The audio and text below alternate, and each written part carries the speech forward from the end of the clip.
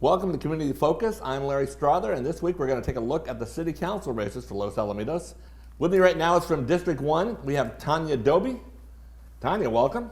Thank you. All right, why don't you take a minute to let the voters at home know about you? Oh, this is the most fun question. Well, my name is Tanya Doby. As Larry said, I'm from District 1. I've lived in the community for about 7 years. I moved here for the school district. And I have a husband. We've been married 18 years. And my son is a sixth grader at Oak, and I have a third grader over at Rossmore.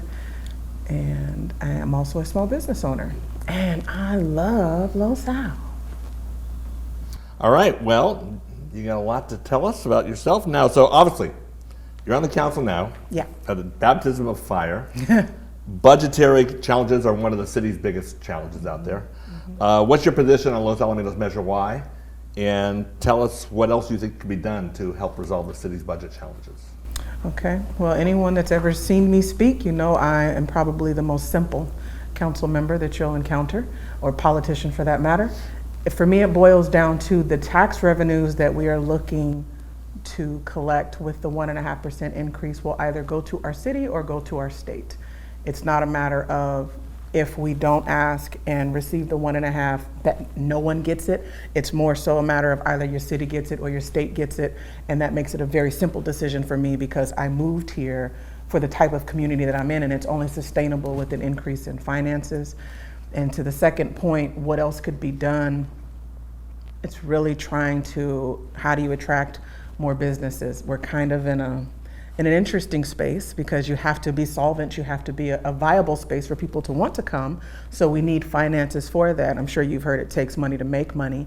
So we're trying to get a head start. And then as we make ourselves a more attractive space to move into, besides just our schools, because I moved here for our schools, people move here for our schools, but then they move away once their children outgrow our spaces. We want them to stay and to remain and to continue to thrive here. So, you know, inviting businesses here, trying to get commerce here, trying to figure out other ways to become financially stable. All right, the budget is not the only challenge in Los Alamitos. What are the biggest ones besides the budget? So we're small. So it's usually simple stuff like, now I'm on Nextdoor, but I don't get the notifications, and anyone that does get them, unless you like being bombarded, I suggest you just turn the notifications on. You can just log back in and you can still see everything. But I see a lot of issues with trash. There's some issues with parking. There are some issues with, I've seen a few things about like the multifamily units that are being allowed into our city, which is a state mandate. It's not a city mandate. We fought it as best we could, but there are some things that are completely outside of the city's control. But it's really more simple because it's smaller. Like we don't have grandiose issues. Like I'll see one person say, "Oh, did you see the homeless guy?" It'll be like one. So we don't have huge issues. We've got simple things that we can really kind of laser in and focus on and address better as far as I'm concerned, but it's smaller stuff. You're one of 5 council members. Yes. What skills or traits do you have that you think are especially suited to getting people to work together? So my background is human resources. I specialize in management trainings and team building and really collaborating together. Those are like my strong suits. And I also have a very different perspective, at least especially currently, from anyone else on the council. I'm the only person that physically resides in apartment row. And the benefit to having that perspective is, the best example I could give you is when all of the parks were shutting down, and in LA County, they just shut them down. They were like, nope, we're not dealing with it. We're not gonna even try to police if people are on the grass, if they're on the playground equipment, if they're walking our pathways, we don't care, shut it down. So when it came to Los Al, we had that same decision to make. And at first it was like, yeah, we'll just shut them down. We'll just gate them off. We'll close the bathrooms so we don't have to worry about it. We don't have to worry about sending the Rex people out there, nothing. And I was like, well, if you do that, you will cause us to break that rule because we're on a lockdown, and where I live, I don't have a yard. And a lot of my neighbors, we don't have yards. So if we don't have a space to go, the only space we have is the park. Now, I understand locking the bathroom because that is an expense that would be incurred. Or, roping off the playground equipment, I get it, we can't go out there and clean it all up. But just leaving we have some really nice large grass areas open. It's like, I really think it would go a long way with our residents. And with the rest of the council, it wasn't that anyone was opposed to it. Everyone almost immediately agreed, but that's just not their perspective. They didn't have to think about that because either their children are grown and out of the house or they have a yard for their kids. So I think it's things like that where there's a different lens, there's a different, like, I've been through different things, I've seen different things. That is probably the greatest asset that I offer to our council. You mentioned a thing that kind of grew out of COVID-19. It's obviously here. It's going to have an impact. What do you think or what do you fear might be the lasting impacts that affect the city the most? Well, I have seen some of our businesses leave. I've seen some of our businesses close. And because I am also a small business owner, I immediately, soon as I saw the impact and really decimation that was flowing across small businesses, I reached out to our city manager. I was like, hey, how do we help our businesses? How do we help these small people that if their doors close, they won't be able to open them anymore? And we began looking at some of the funding. Like larger cities, they have it. Larger counties, they have it. LA has it so streamlined that they actually give monies to other people. But here, and we got several different loans that we were able to give to our small businesses. And that meant a lot to me as not just a council member, but also as a small business owner who was not eligible for the money that came here. But it still made me very happy. I feel like that was a great impact for our community. Like, no, we care, guys. We're trying to work together. What can we do to make sure, when they said that restaurants could reopen, they were like, all right, look, we'll grant you on the spot. Just get your doors open. How do we help you? How do we help you? And that's really slightly easier in a smaller community because you could just call somebody on the phone. We're not even 3 square miles. You could just really walk over there and say, hey, what do you need? How can I help you? Like our city chamber, our Chamber of Commerce, they've been really instrumental in trying to make sure that everybody stays on the same page and we stay connected. Because sometimes you just need to know that somebody cares about what you're going through and dealing with. And I think that's our major focus and push right now is like, hey, we're here. We're together. We're going to get through this together. You don't have to do it by yourself. This next question might be a softball for you, knowing your background and your involvement with the schools. But our community is very intertwined and interdependent. Yes. On other agencies, yes, especially the school district and even Rossmore.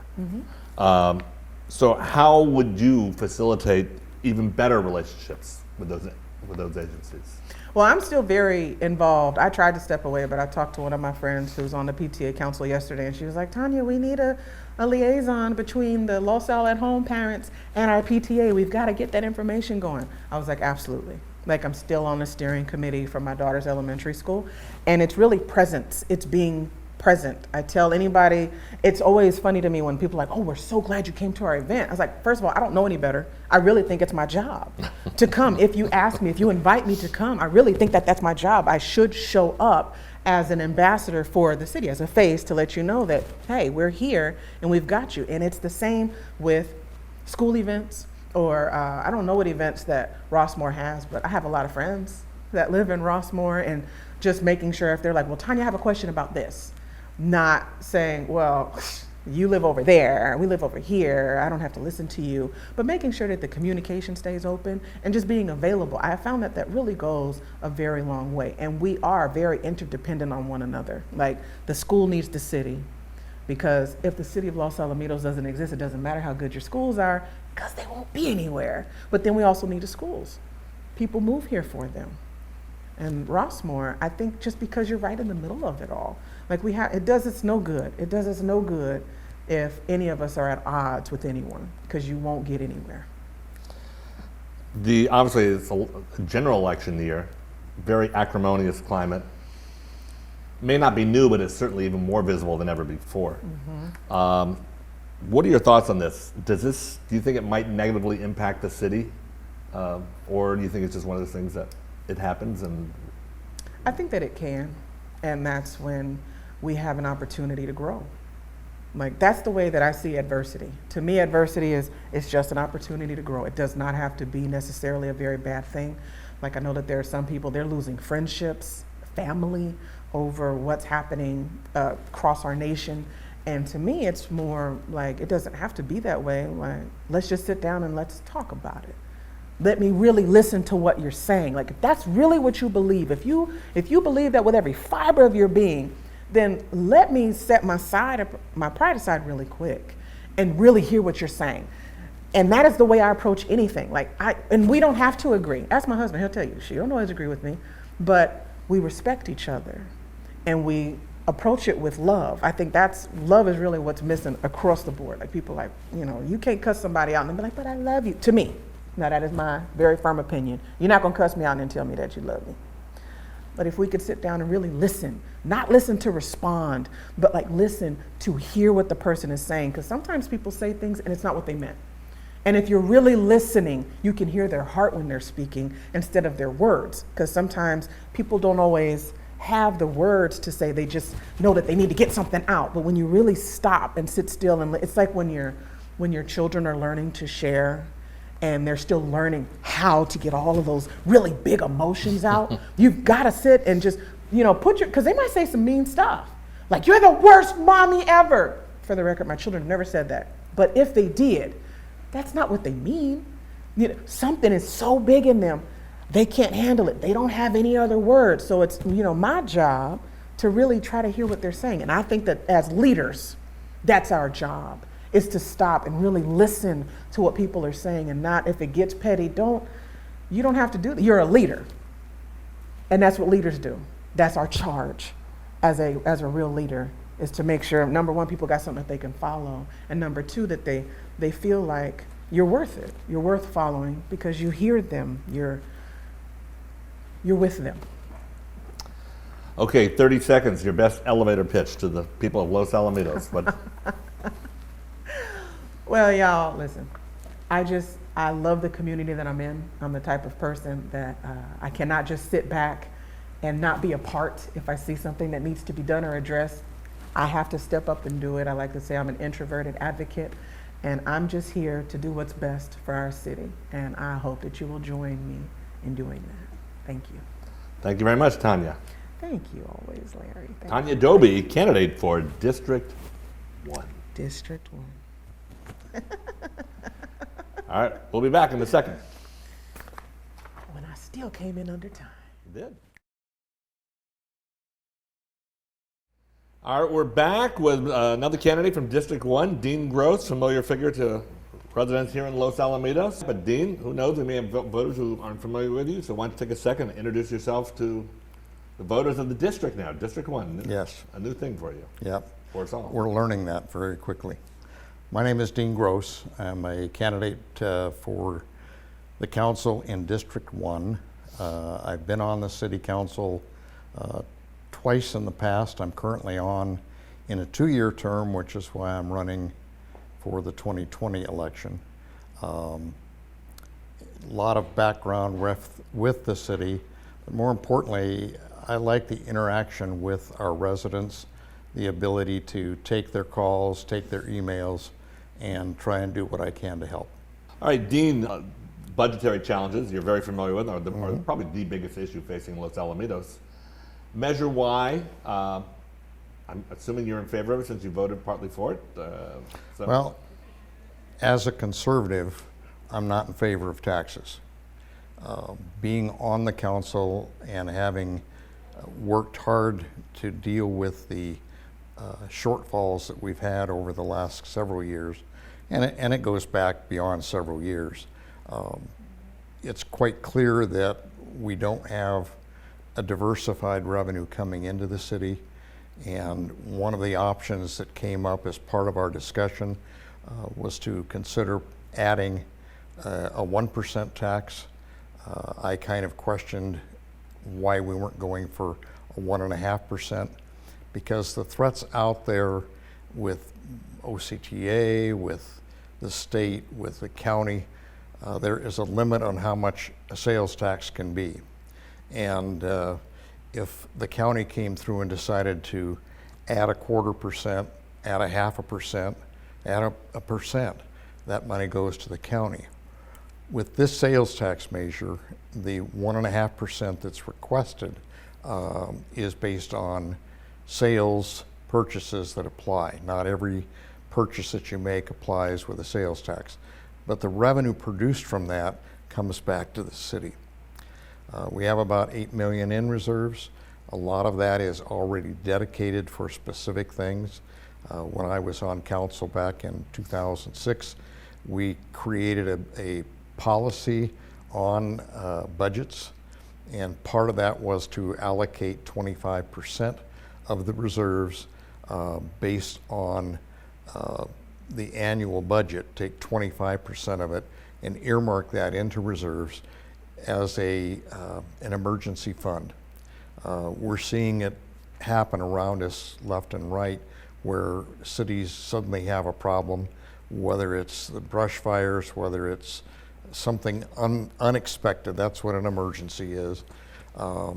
We would have money available to help run the city for several months until such time as we can get federal funding, or we can get state funding or county funding to kind of help out. The real prudent way to go is to have funds available to be able to continue to operate the city. On that basis, I'm asking taxpayers, I'm asking voters to consider it very carefully. Nobody wants more sales tax. Nobody wants more taxes. And this is just a sales tax. It's not, if you go over into Seal Beach, you're going to pay 8.75% right now. If you go into Lakewood, it's 9.25%. If you go to Long Beach, it's 10.25%. Long Beach had to get a special waiver from the state to raise it above the limit. If we don't get our share of it at this particular point, we may never have that opportunity again. So that's why the council decided to move it up to 1.5%. Besides the budget, what other serious challenges are facing the city? The city facilities currently are old, have problems, leaks in roofs, inadequate space, particularly in the police department. And if we don't address that in some way, we're going to have a problem in retaining people. It's interesting that in the last 2 years, we've had 19 vacancies in a police department that has 24 full-time police officers, including the chief. That's a lot. Very, very, very risky from the standpoint. We get notified of who our tax generating businesses are. We don't know what level they're in, but of the top 25, McDonald's is one of them. We have 2 that are probably up on the top end. Both of those produce lumber. In 2008, when the recession kind of hit, house building kind of went soft. And if we're relying totally on 1 or 2 businesses to sustain the city and something happens to that industry, we're in trouble. So we need to be diversifying. Office space doesn't generate sales tax. It will generate some utility tax. It will generate property tax. The hotel we have hopefully opening soon on Los Alamitos Boulevard. Famous last words. That's right. Is scheduled to bring in about $275,000 a year in new revenue. Now that's with them operating normally. Is that also counting like sales tax, ancillary sales tax with the surrounding businesses? Well, yes, yeah, because you're going to get people that'll go out for food. Right. So anything that happens is going to benefit us, but we really need another supermarket in the area. We need businesses here that residents can advantage themselves of. There's not very much around for young people. We used to have at the Rossmore Center bowling. We used to have a theater over there. Now Cypress is talking about a luxury theater complex on the 13 acres that they own. That's the property next to Costco, but Right. that open lot. I'm selfish. I want some of it here. I understand. You're saying a couple of things about being on the council a long time. I'm just wondering, so what do you think is the best skill you bring to the council? Experience and knowledge of the community. I was on the board of directors for the chamber. Was involved with the Wings, Wheels, and Rotors event that was going on in the chamber. I'm very familiar with the city. I have learned as we've gotten new staff in that there are times where that institutional knowledge goes away. So it really requires somebody like yourself that's a historian to be able to refresh why we are where we are because we are. And I find that helpful in that process. The COVID has obviously had an impact on the city. What do you think are going to be the lasting impacts? Well, we're learning how to do things differently. A lot of the meetings are on Zoom. I'm not real happy with not having the ability to interact with audience at meetings. However, there's some meetings that I attend on behalf of the city where I find it easier to communicate over Zoom than driving 45 minutes into LA or down to the South Orange County area to get together and talk. We've learned how to do things a little bit differently. Parks and Recreation has really stepped up, created virtual programming for the youth. That, I think, may wind up saving some money down the road. We may find that there's ways to provide services to citizens that does not require the in-person contact and the in-person meetings. You kind of alluded to it earlier. The community is obviously very intertwined with other local agencies. Yes. What would you do, what do you think can be done that can improve the relationships with those agencies?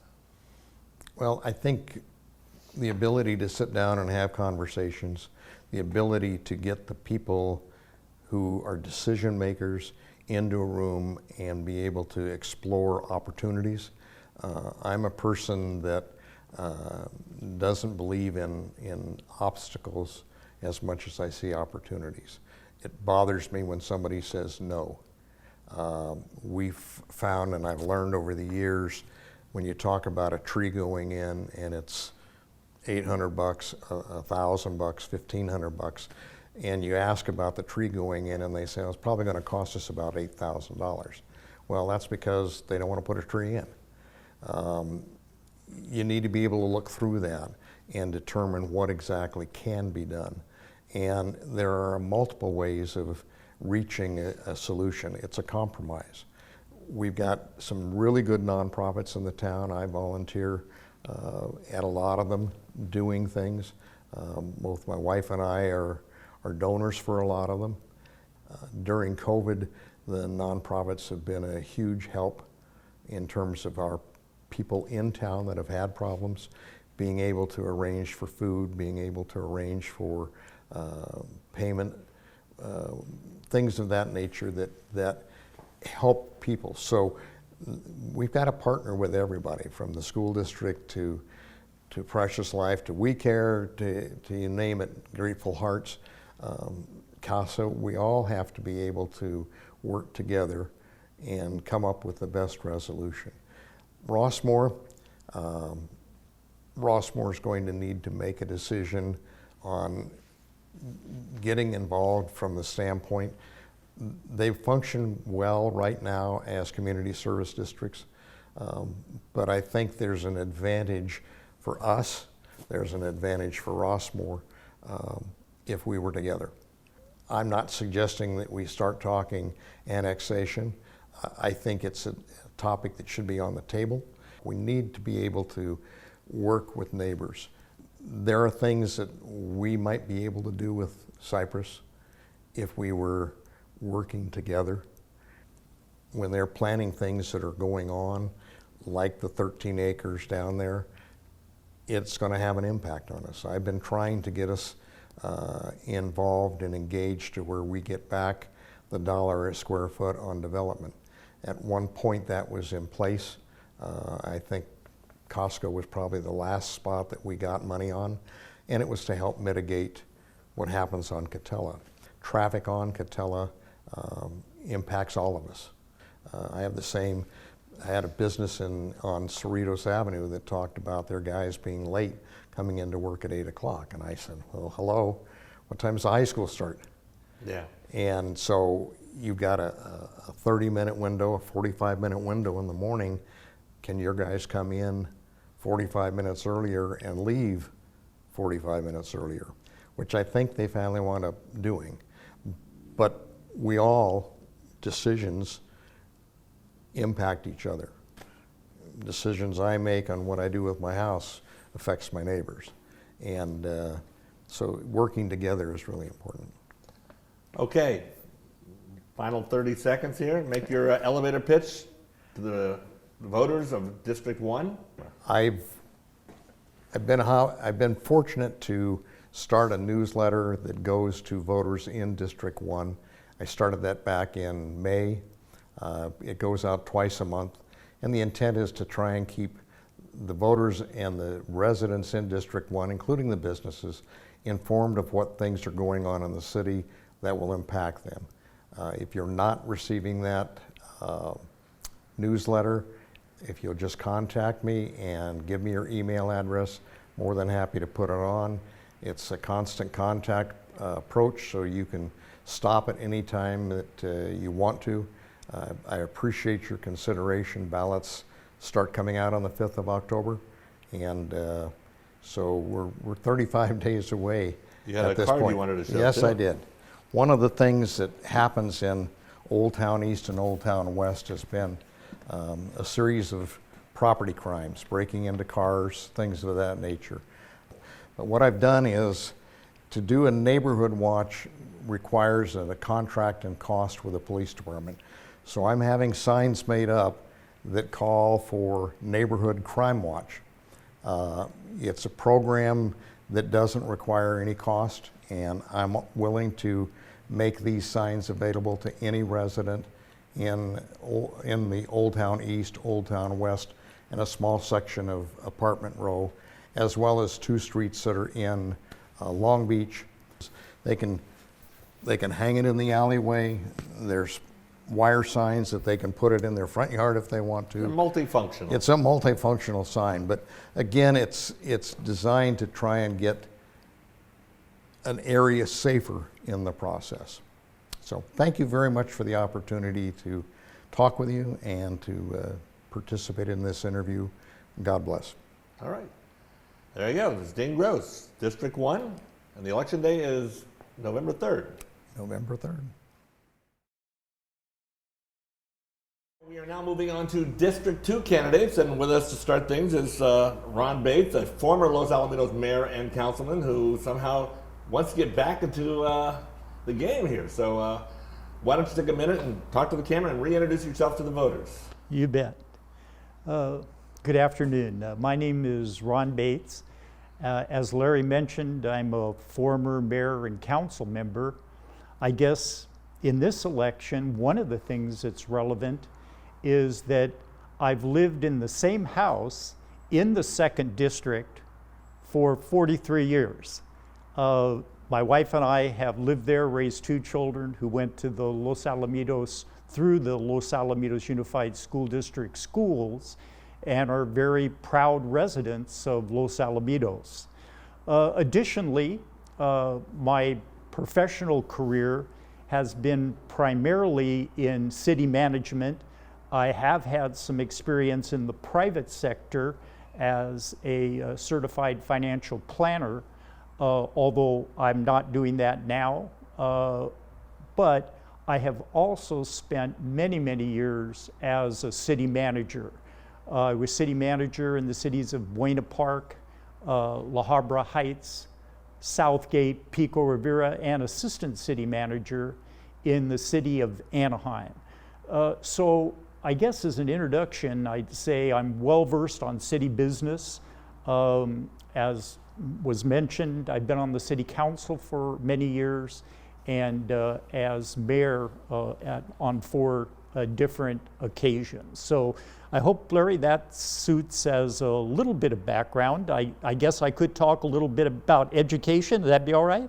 Sure. Okay, let's add. This is, for the voters Okay, to meet you, so a little bit on education. I have an undergraduate degree from Cal State LA, and I have both a master's and PhD from USC, the University of Southern California, in public administration with a specialty in finance. So a lot of the work I've done in local governments, both at the city and county level, has been in public finance, and that I know will relate to some of the discussion we have later, Larry. What are your thoughts on Measure Y? Sure. And do you have any other other things you're really concerned with regarding the city's budgetary Sure. challenges? Well, one of the reasons that I was hired as city manager in some of these different cities is related to my background in public finance. And I've been able to turn most of those cities around. Now is a very difficult time, especially given the issues with COVID. So I would say that the voters are going to get somebody who's well versed in all these issues. And I think with regard to Measure Y, that the city, the community, the staff have done a very good job in reducing costs, because obviously that's one of the first things you look at. How can we reduce costs in order to try to balance the budget? I think the city, with community input, with business input, has done a good job of reducing the costs. And they've even gone through some layoffs here in the city. So that's been done well, which then brings you to why Measure Y. Why should we support Measure Y? Well, I do support Measure Y, and I think there are 2 good reasons to support Measure Y.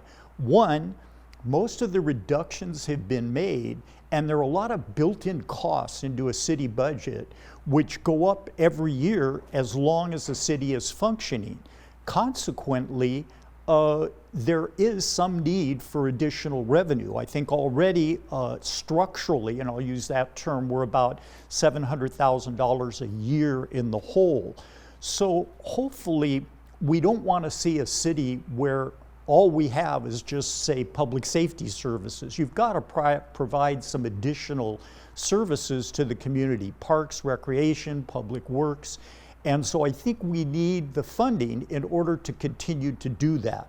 So that's one of the first reasons I'd be supportive of Measure Y. And the second reason, and this is based on my experience in 2 cities recently, one in Southgate and one in Pico Rivera. The one I'll relate to right now is specifically in Southgate. And here's what happens.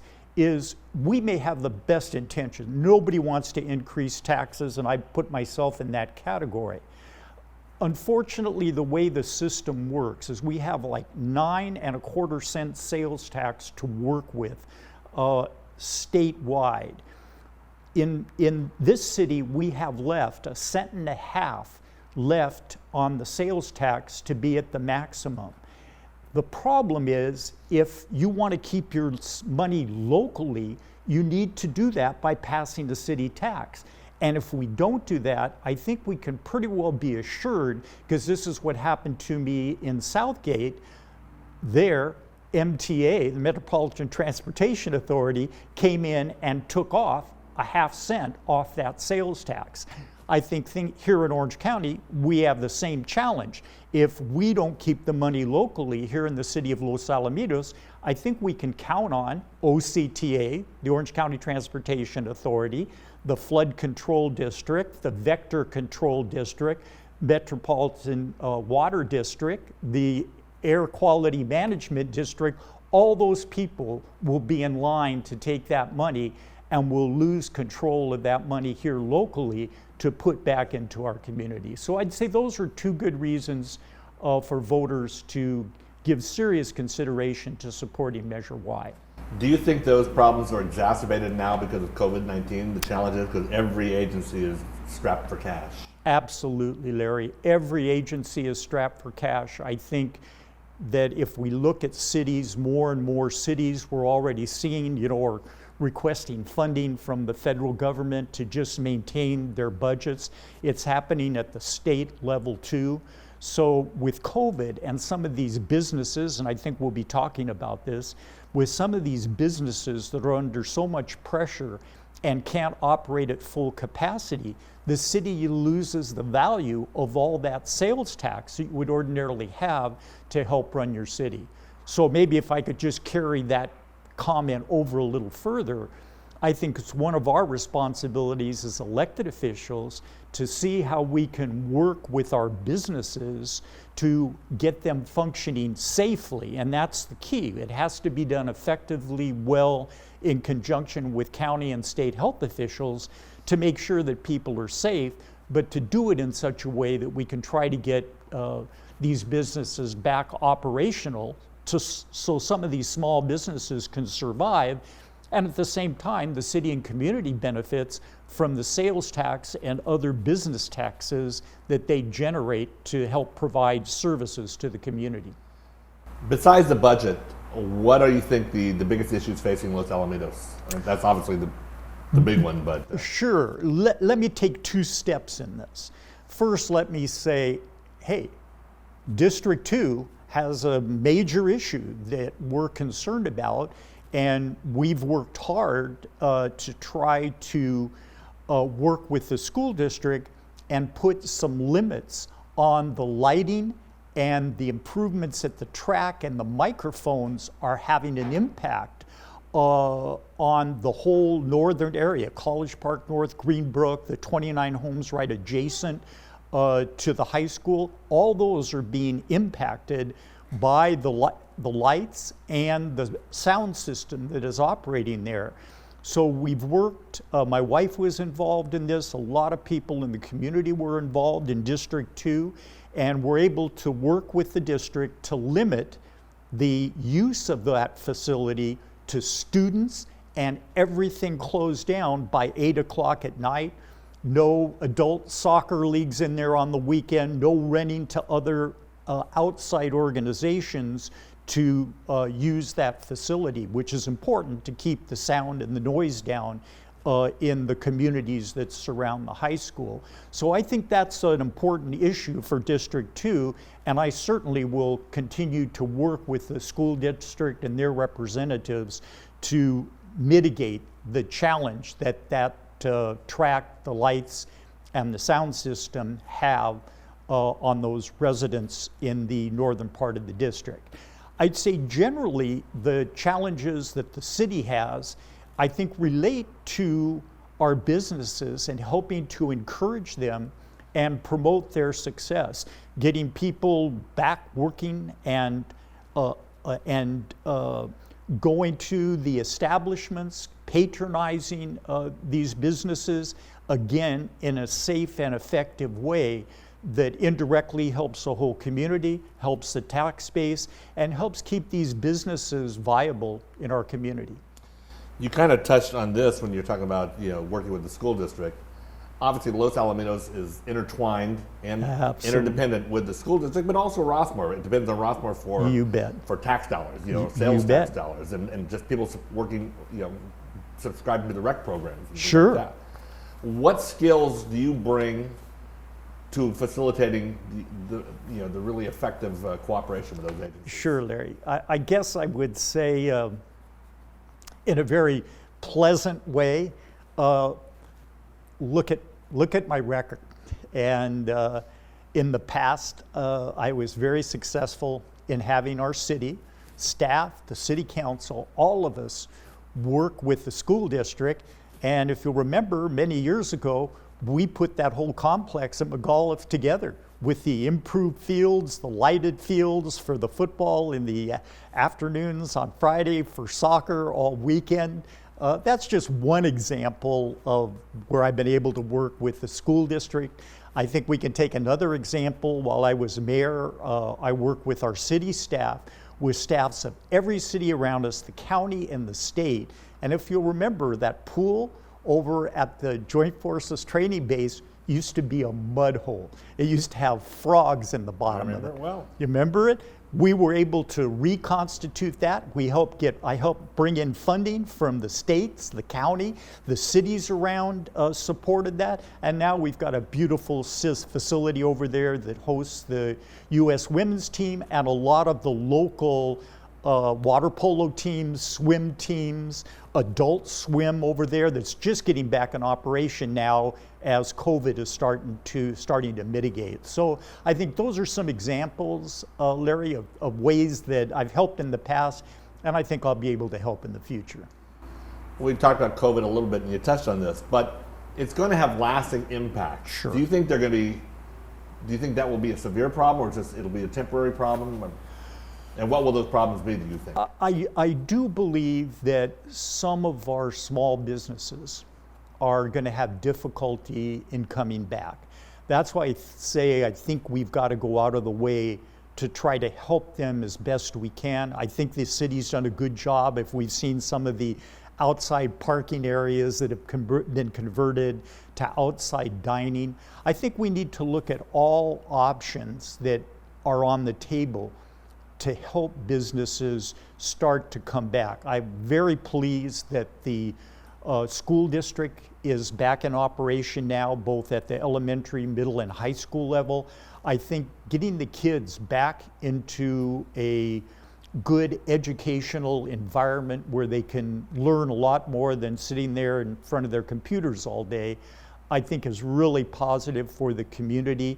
But I think more specific answer to your question, I don't think we're going to be bouncing back in the next couple months here.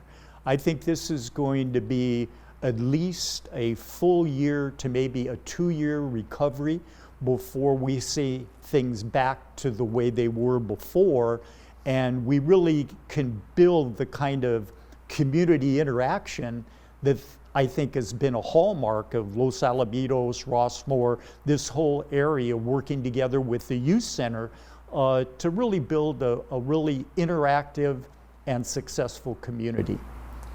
It's obviously a general election year, but the political climate is, I don't know if it's new, but it's certainly more visibly acrimonious. Yes.